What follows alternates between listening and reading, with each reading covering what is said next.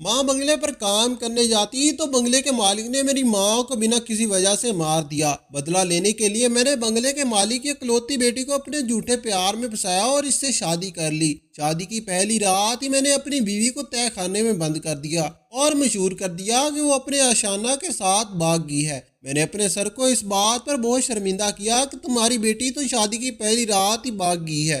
मेरा सर ये सुनकर पागल हो चुका था और इसे देखकर मेरे दिल को बहुत सुकून मिलता। मैं जब भी अपनी बीवी को खाना देने के लिए तय खाने में जाता तो मुझे इस बात की हैरानी होती कि वो नहा धोकर नया सूट पहनकर अपने बाल बना रही होती, जबकि इस तय खाने से बाहर जाने का कोई भी रास्ता नहीं था। फिर मैंने अपनी बीवी पर नजर रखने के लिए एक नौकर रख लिया। वो भी हैरान होता था कि रोज ऐसा कैसे हो जाता है, वो इसकी आंखों के सामने से कैसे गायब हो जाती है। फिर अगले रोज मैं जैसे ही खाना देने के लिए तय खाने में पहुंचा तो सामने का मंजर देखकर मेरी रूह फना होगी, क्योंकि वहां तो मेरा नाम अजीम है, मेरी उम्र 12 साल थी, मेरा बाप एक शराबी था जो घर में एक पैसा भी ना देता था। मेरी माँ दूसरों के घरों में काम करती थी और इन पैसों से ही मुझे पढ़ा रही थी। एक दिन मेरी माँ बहुत बीमार होगी और मैंने अपने बाप से कहा कि कहीं से दवाई के पैसे ले आए वरना माँ मर जाएगी। मेरे बाप ने मुझे कहा मेरे पास तो 1 रुपया भी नहीं है। अब मैंने घर में जो सामान मुझे इस काबिल लगा कि इसे बेच सकता हूँ, इसको बेच डाला।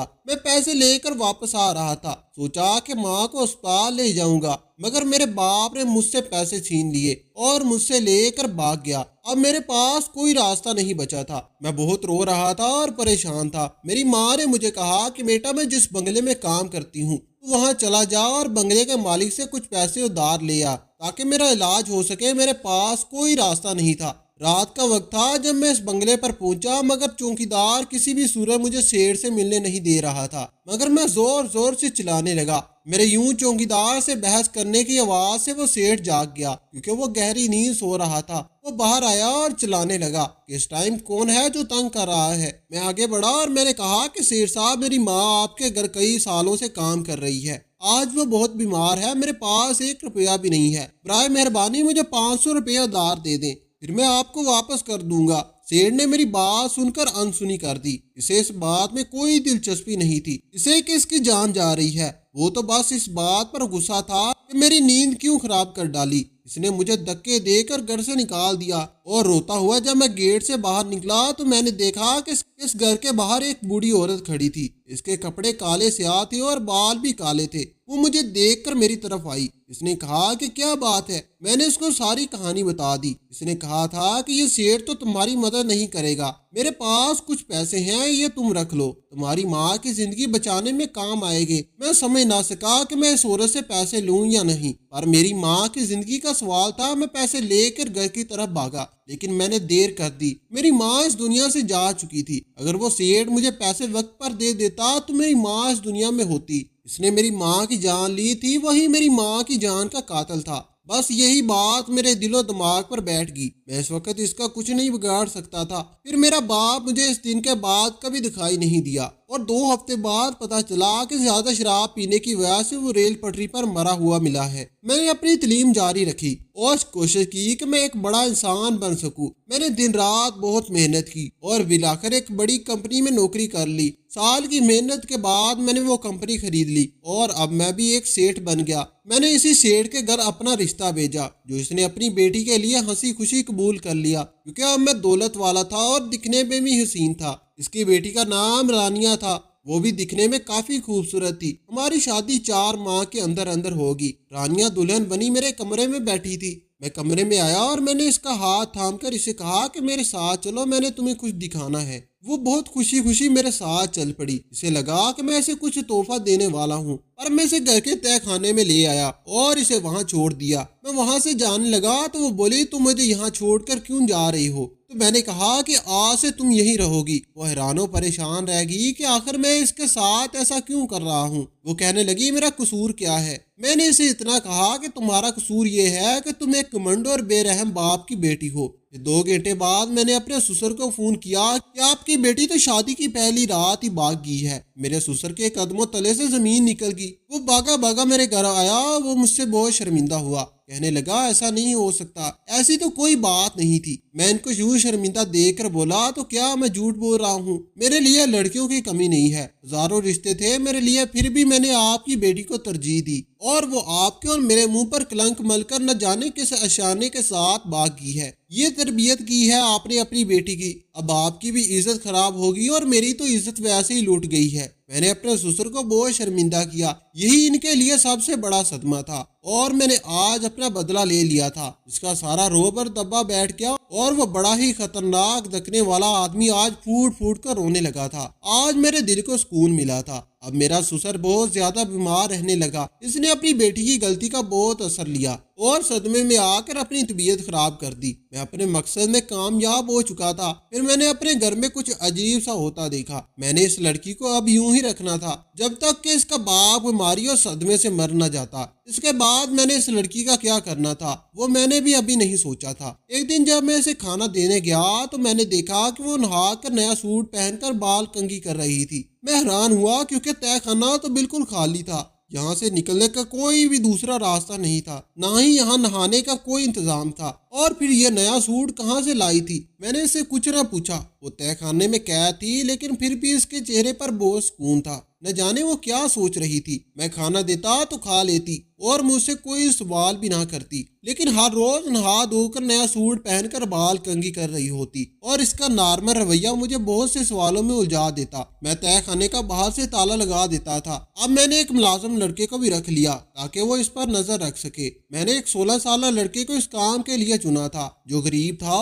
اور اس طرح کا کام کرنا اس کی مجبوری تھی۔ میں نے اسے کہا کہ وہ تہہ خانے کے اندر نہ جائے، میں نے اسے کہا کہ وہ تہہ خانے کے اندر نہیں جائے گا، صرف دروازے پر ہی کھڑا رہے گا اور لڑکی پر نظر رکھے گا۔ اس نے کہا کہ وہ ایسا ہی کرے گا۔ اگلے دن میں گیا تو آج پھر وہ نیا سوٹ پہنے بیٹھی تھی، مگر آج وہ مجھ سے نظریں بھی چرا رہی تھی جیسے مجھ سے کچھ چھپا رہی ہو۔ میں نے اس لڑکے سے کہا کہ تم نے نظر رکھی تھی، یہ کہیں جاتی تو نہیں؟ اس لڑکے نے کہا میں تو پوری رات نہیں سویا، میں اس کو ہی دیکھتا رہا ہوں، یہ تو اپنی جگہ سے ہلی بھی نہیں، پر یہ روز روز نئے سوٹ کہاں سے لاتی ہے اور کس جگہ پر نہاتی ہے؟ کیا وہ کوئی چڑیل ہے یا جن ہے جو خود کمرے سے باہر نکل جاتی ہے؟ تم نے ٹھیک سے کام نہیں کیا ہوگا، یہ سب تمہاری غلطی سے ہوا ہے۔ میں نے اس لڑکے کو نوکری سے نکال دیا۔ ایک دن میں اپنی بیوی کو کھانا دینا بھول گیا، سوچا کہ آج تو بھوکی رہے تو اچھا ہے۔ پورا دن اسی طرح گزر گیا۔ اگلے دن کی رات آ گئی، مجھے تو اس کو کھانا کھلانا ہی تھا، اگر وہ مر جاتی تو میرے ذمے اس کی موت لگ جاتی۔ میں کھانا لے کر تہہ خانے کی طرف گیا اور جیسے ہی میں نے تہہ خانے میں قدم رکھا تو میرے تو قدموں تلے سے زمین ہی نکل گئی۔ اس تہہ خانے میں مجھے ایک سایہ نظر آیا،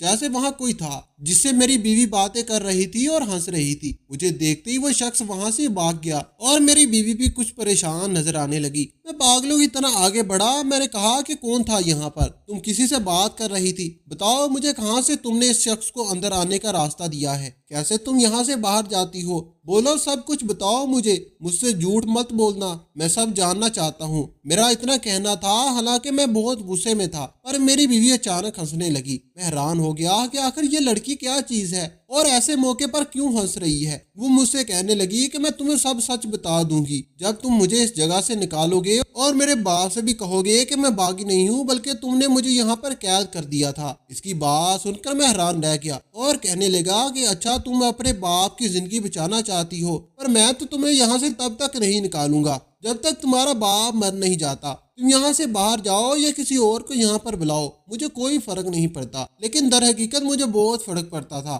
کیونکہ میں نہیں چاہتا تھا کہ میری بیوی کسی اور سے ملے۔ وہ جیسی بھی تھی اب وہ میری بیوی تھی، اور میرے دماغ میں یہی تھا کہ اس کے باپ کے مر جانے کے بعد میں اسے یہاں سے نکال لوں گا اور اپنے ساتھ رکھوں گا۔ میرا اس لڑکی پر اور کوئی ظلم کرنے کا ارادہ نہیں تھا، میری دشمنی صرف اس کے باپ سے تھی، اس لڑکی کے ساتھ نہیں تھی۔ لیکن یہ کوئی عام لڑکی نہیں تھی۔ مجھے تو سمجھ نہیں آ رہا تھا کہ آخر یہ چاہتی کیا ہے، اور وہ شخص کون ہے جو مجھے دیکھتے ہی دیکھتے وہاں سے غائب ہو گیا، اور غائب ہوا بھی تو کہاں غائب ہوا؟ یہ کیسے ممکن ہو سکتا تھا؟ میں نے گھر خود خریدا تھا اور یہ دیکھ کر ہی خریدا تھا کہ اس میں کوئی ایک ٹھکانہ بھی نہ تھا۔ یہ گھر پرانے زمانے کا ضرور تھا لیکن بہت ہی اچھی حالت میں تھا، اور تہہ خانے پہ جانے کا ایک ہی راستہ تھا، اور وہاں کوئی نہانے کی جگہ بھی نہیں تھی۔ میں یہ سب سوچتے ہوئے اپنے کمرے میں آ گیا اور مجھے کال آئی کہ میرے سسر کی حالت بہت گیر ہو گئی ہے، وہ ہسپتال میں ہے۔ میں وہاں پہنچ گیا۔ میرے دل کو تو جیسے سکون ہی مل گیا۔ میں ہسپتال گیا تو میرے سسر ICU میں تھے اور ڈاکٹر کا کہنا تھا کہ ان کے پاس وقت بہت کم ہے۔ میں ان کے پاس جا کر بیٹھ گیا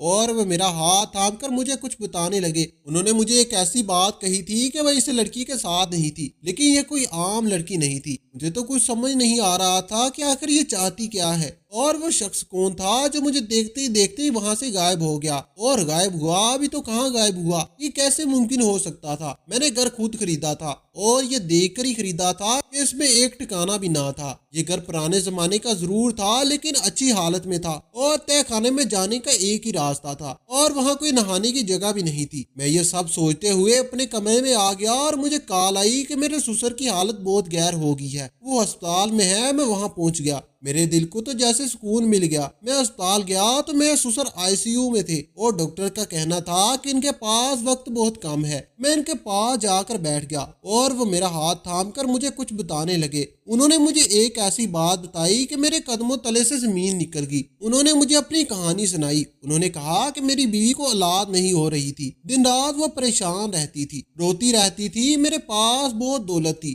لیکن میری دولت کسی کام کی نہ نکلی۔ میں اپنی بیوی کے دکھ اور آنسو ختم نہیں کر پا رہا تھا۔ ہم پر ہمارے خاندان کا بہت دباؤ تھا۔ میری ماں میری دوسری شادی کروانا چاہتی تھی لیکن میں اپنی بیوی سے بہت محبت کرتا تھا۔ ایک دن میں آفس سے گھر آیا تو یہ دیکھ کر حیران رہ گیا، میری بیوی کی گود میں ایک پیاری سی بچی تھی۔ میں نے فوراً پوچھا یہ کہاں سے آئی ہے؟ وہ کہنے لگی کہ آج میں اپنے گھر کے پاس والی پارک میں چہل قدمی کرنے گئی تھی اور وہاں بہت سے بچے کھیلتے دیکھ کر میری آنکھوں میں آنسو آ گئے، اور وہاں میں ایک درخت کے نیچے بیٹھ کر رونے لگی۔ جب میں گھر آئی تو یہ بچی روتے ہوئے مجھے وہاں سے ملی۔ یہ اکیلی تھی، اس کا وہاں کوئی وارث نہیں تھا۔ میں تو اسے اپنے گھر لے آئی اور اب یہ ہماری بیٹی ہے۔ میں نے اس سے کہا کہ یہ کسی کی بیٹی ہے اور جس کی بھی ہے اس کو تلاش کر رہے ہوں گے، ہم پولیس کو خبر کرتے ہیں، اس بچے کی گمشدگی کی رپورٹ کرواتے ہیں، کوئی اسے اٹھا کر لے جائے گا۔ میرا اتنا ہی کہنا تھا کہ میری بیوی بے ہوش ہوگی۔ ڈاکٹر کے پاس لے گیا تو انہوں نے کہا کہ اس کو کوئی صدمہ نہ دے۔ میں مجبور ہو گیا اور ہم نے اس بچی کو اپنی بیٹی بنا لیا، اسے پالنے لگے۔ جب وہ بچی ہمارے گھر میں آئی تھی، ہمارے گھر میں کچھ عجیب و غریب واقعات ہو رہے تھے۔ وہ بچی ضرورت سے زیادہ سمجھدار تھی اور بہت ہی کم عمر میں بڑی بڑی باتیں کرتی تھی۔ میری بیوی جس دن فوت ہوئی تب اس بچی کی عمر 12 سال تھی۔ میں آج تک یہ نہیں سمجھ پایا کہ میری بیوی کو ہوا کیا تھا۔ وہ اپنے کمرے میں اچھی بلی سوئی تھی۔ ایک روز میں نے اپنی بیٹی کو ایک بوڑھی عورت کے ساتھ دیکھا اور مجھے دیکھتے ہی وہ بوڑھی عورت وہاں سے بھاگ گئی۔ پھر میں نے اپنی بیٹی کو اس بڑھیا کے ساتھ کئی دفعہ دیکھا تھا مگر کبھی اس سے اس بارے میں نہیں پوچھا تھا۔ میں نے اس لڑکی کی پرورش اپنی بیٹی کی طرح کی ہے، میں نے اسے بہت پیار سے پالا ہے، لیکن جب بھی کچھ اس کی مرضی کے خلاف کرتا ہوں تو وہ مجھے بہت نقصان ہوتا ہے۔ تمہارا رشتہ اس کے لیے آنے والا پہلا رشتہ تھا، اس لیے میں نے بہت جلد میں یہ رشتہ کر دیا تاکہ کوئی مسئلہ نہ بنے، لیکن اب وہ کہاں بھاگ گئی ہے یہ ہم نہیں جانتے۔ لیکن میری بیٹی باہر کی لڑکیوں جیسی نہیں ہے، وہ کچھ الگ سی انسان ہے۔ بھاگنے کا تعلق اس کا ضرور اس عورت کے ساتھ ہے۔ مجھے تو لگتا ہے کہ وہ بھاگ کر اس کے پاس گئی ہے۔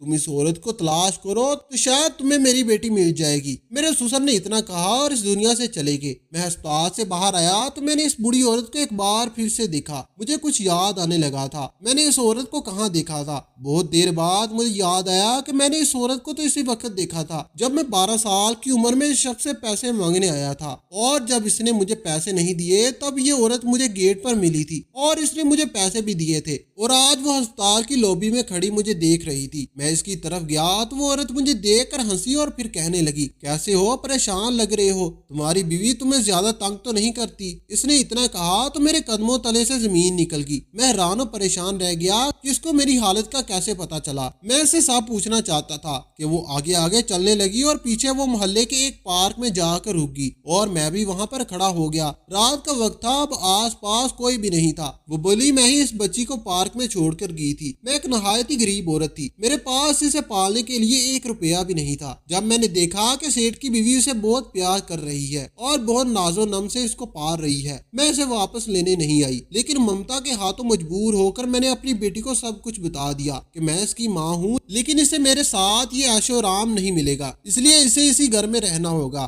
میں اکثر چھپ کر اسے ملا کرتی تھی اور اس کو سمجھاتی تھی کہ تم نے زندگی میں کیسے جینا ہے، تم نے اس خاندان کی ساری جائیداد اپنے نام کرنی ہے، اسے اپنے باپ کے مرنے کا کوئی کوئی افسوس نہیں ہے کیونکہ اب وہ ساری جائیداد کی مالک ہے، لیکن وہ لڑکی تم سے محبت کرتی ہے۔ اس نے کہا کہ مجھے یہ لڑکا پسند آ گیا ہے، میں اس کے ساتھ رہنا چاہتی ہوں، لیکن تم نے اسے تہہ خانے میں بند کیا ہوا ہے۔ میں سب کچھ جانتی تھی، میں ہمیشہ اس پر نظر رکھتی تھی۔ میں نے اور اس نے مل کر تہہ خانے سے باہر نکلنے کا ایک راستہ بنایا تھا۔ جب تم سو جاتے تھے تو وہ باہر نکل کر میرے پاس آ جاتی تھی، لیکن وہ اپنے باپ کے پاس نہیں جاتی تھی کیونکہ اس کے باپ کے مر جانے میں ہی اس کا فائدہ تھا۔ میں گھبرایا ہوا اپنے گھر کی طرف روانہ ہو گیا۔ راستے میں سوچتا جا رہا تھا کہ کیسے تہہ خانے تک جاؤں گا، کس منہ سے اس سے معافی مانگوں گا۔ بس میں نے سوچ لیا تھا کہ آج اس لڑکی کو آزاد کر دوں گا کیونکہ میں اپنے مقصد میں کامیاب ہو چکا تھا۔ میرا سسر مر چکا تھا اور میں نے اپنی ماں کا بدلہ لے لیا تھا، مگر میں آج سوچ رہا تھا کہ میری ماں کی موت تو قدرتی ہوئی تھی، اس میں میرے سسر کا کوئی قصور نہیں تھا۔ میں بلا وجہ اپنے دماغ میں اس آدمی کو اپنا دشمن سمجھ رہا تھا۔ آج میری آنکھیں کھل گئی تھی، میں دل ہی دل میں اللہ تعالیٰ سے معافی بھی مانگ رہا تھا، لیکن جب اپنے گھر پہنچا تو سامنے کا منظر دیکھ کر حیران ہو گیا کہ وہ تو حال میں بیٹھی تھی۔ وہ کیسے نکلی، اور اگر وہ پہلے ہی نکل سکتی تھی تو اب تک ریس ہاتھ یہ گیم کیوں کھیل رہی تھی؟ میں حیران کھڑا اسے دیکھ رہا تھا۔ وہ میری طرف دیکھ کر مسکرائی اور بولی، کیا ہوا، اتنے حیران کیوں نظر آ رہے ہو؟ میں نے تم سے شادی اس لیے کی کیونکہ تم مجھے اچھے لگتے تھے، لیکن تم نے مجھ سے شادی محض اپنی دشمنی نکالنے کے لیے کی تھی۔ میں تو یہ سوچ کر آئی تھی کہ اچھی بیوی بن کر تمہارے ساتھ رہوں گی، لیکن تم تو ایک دشمنی کے غلام انسان نکلے۔ میں چاہوں تو ابھی تمہیں چھوڑ کر جا سکتی ہوں، بولو تم نے میرے ساتھ ایسا کیوں کیا؟ کیوں مجھے تہہ خانے میں بند کیا؟ ایسی بھی کیا دشمنی تھی تمہاری کہ تم نے مجھے استعمال کیا؟ میں نے اسے سب کچھ بتا دیا کہ میرے ساتھ کیا ہوا تھا۔ پھر اس نے مجھے ایک بات جانا، اس کے بعد میں نے اس لڑکی کا کیا کرنا تھا وہ میں نے ابھی نہیں سوچا تھا۔ ایک دن میں اسے کھانا دینے گیا تو میں نے دیکھا کہ وہ نہا دھو کر نیا سوٹ پہن کر بالوں میں کنگھی کر رہی تھی۔ میں حیران ہوا کیونکہ وہ تہہ خانہ تو بالکل خالی تھا،